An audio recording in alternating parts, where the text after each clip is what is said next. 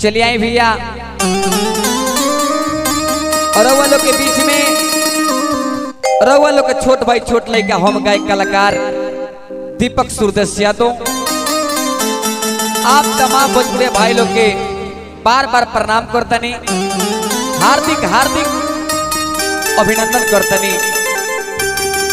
चलिए आए भैया रवा लोग के समक्ष एगो और हम छठ गीत भेज रहल बानी। आ देखी रवा लोग के समक्ष हमनी के एक गो बाजा से हमनी के रवा लोग के मनोरंजन करावतनी सब। वाह आई तो जय हो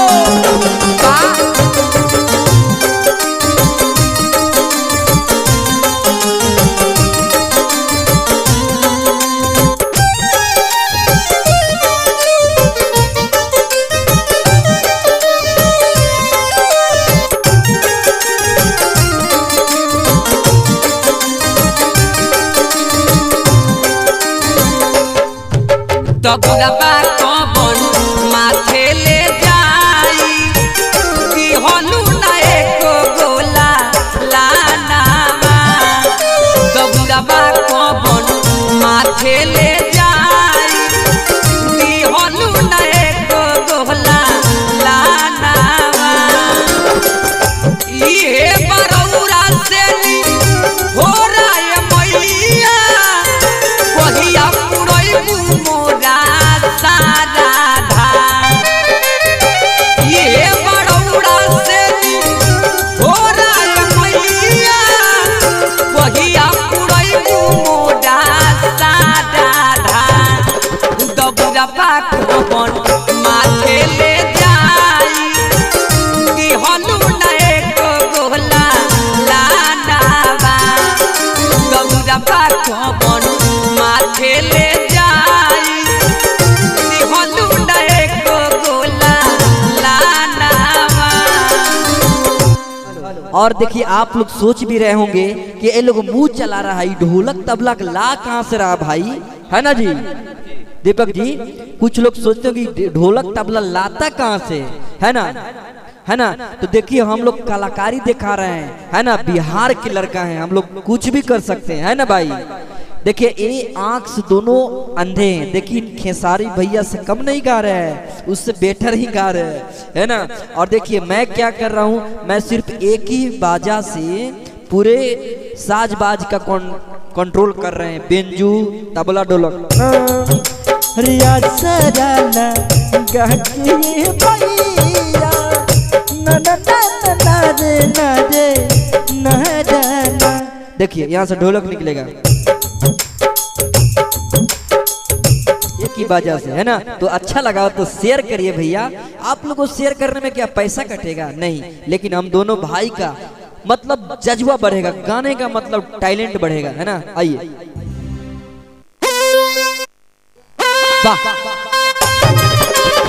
अरे जिया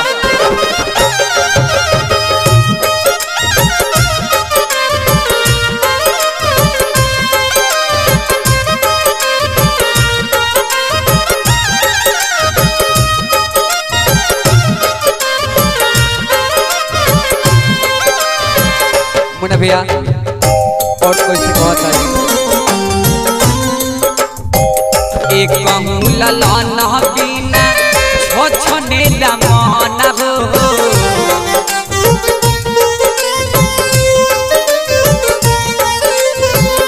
कहिया बसैबू हमर घर बायना हो।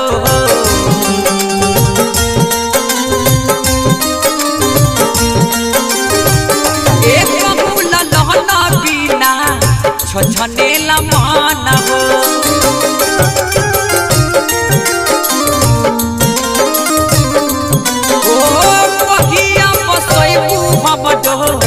खाजा भाया ना हो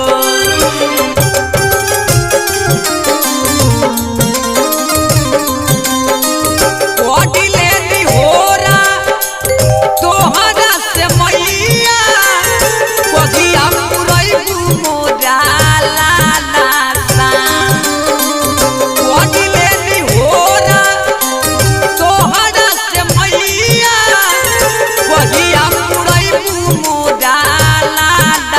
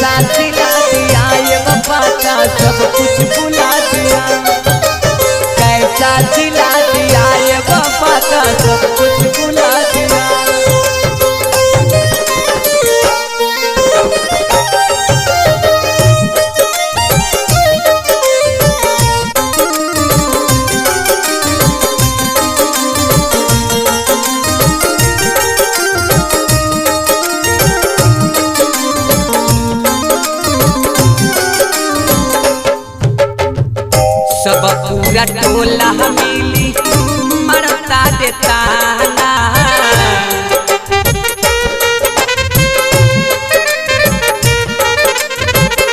अब नइखे सहल जाता गौना के ताना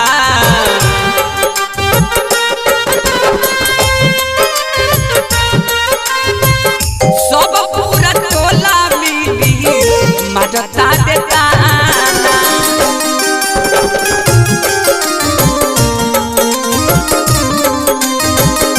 अब नइखे सहल जाता गौना के ताना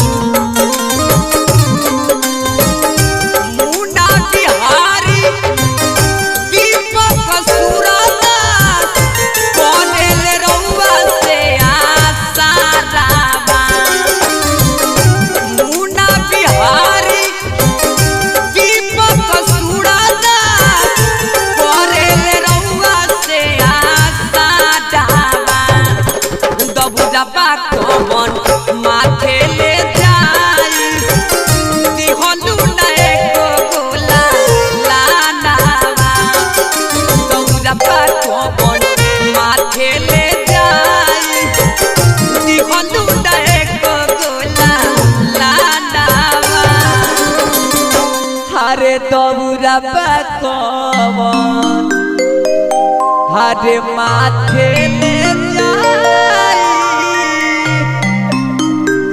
अरे दीवालू डेको गोला हलानावा।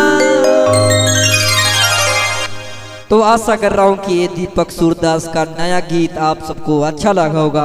अगर अच्छा लगा हो तो प्लीज करके आप लोग से हाथ जोड़कर विनती है कि इस वीडियो को शेयर करिए और भाई को जितना जल्द हो सके एक बड़ा मंच मिले और हमको भी मिले, है ना।